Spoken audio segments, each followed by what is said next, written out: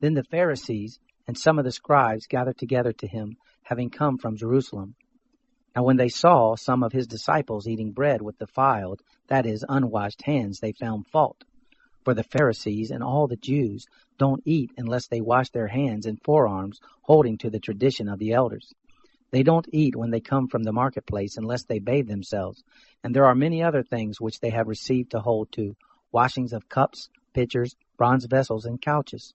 The Pharisees and the scribes asked him, "Why don't your disciples walk according to the tradition of the elders, but eat their bread with unwashed hands?" He answered them, "Well did Isaiah prophesy of you hypocrites, as it is written, This people honors me with their lips, but their heart is far from me. But in vain do they worship me, teaching as doctrines the commandments of men. For you set aside the commandment of God, and hold tightly to the tradition of men, the washing of pitchers and cups, and you do many other such things."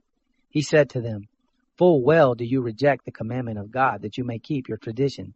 For Moses said, Honor your father and your mother, and he who speaks evil of father or mother, let him be put to death.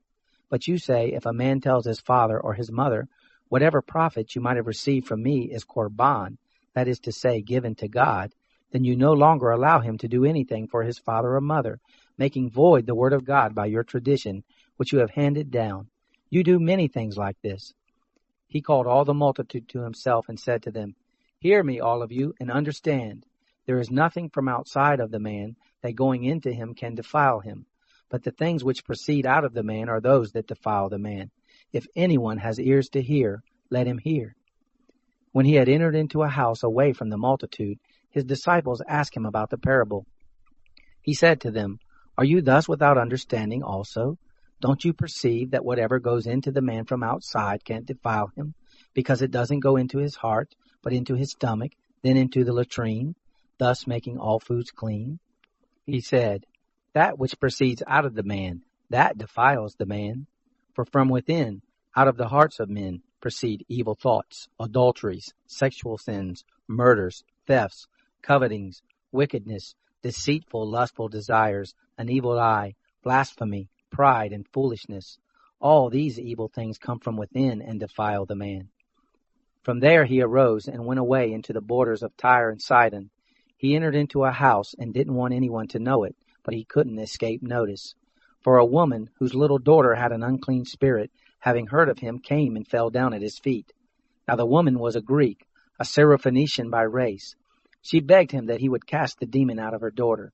But Jesus said to her, "Let the children be filled first, for it is not appropriate to take the children's bread and throw it to the dogs." But she answered him, "Yes, Lord, yet even the dogs under the table eat the children's crumbs." He said to her, "For this saying, go your way, the demon has gone out of your daughter." She went away to her house and found the child lying on the bed with the demon gone out. Again he departed from the borders of Tyre and Sidon and came to the Sea of Galilee through the midst of the region of Decapolis. They brought to him one who was deaf and had an impediment in his speech. They begged him to lay his hand on him.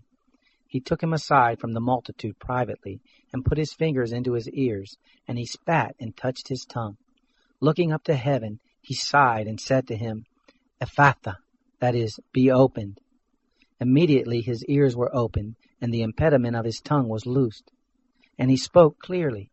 He commanded them that they should tell no one, but the more he commanded them, so much the more widely they proclaimed it. They were astonished beyond measure, saying, "He has done all things well. He makes even the deaf hear and the mute speak."